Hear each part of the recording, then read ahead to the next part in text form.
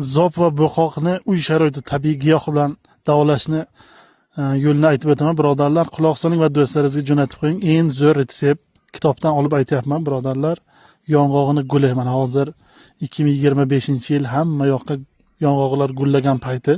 Mana shu gulini yulib olib birodarlar, 5-6 ta gulini yulib olib 150 gram 200 gram qaynagan suvga 1 soat damlab 50 gramdan ertalab kechqurun iste'mol qilsangiz agar bu yodga boy birodarlar. Zopni, bo'qoqni ko'zini yuvib oladigan mana shu.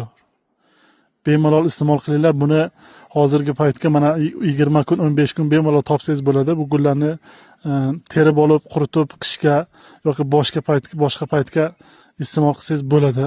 Birodarlar, mana zop va bo'qoqi borlarga jo'natib qo'yasizlar. Tabiiy giyoh Abu Ali bin Sino bobomiz tepxonlarga maqtab o'tgan kitobdan olib aytyapman birodarlar.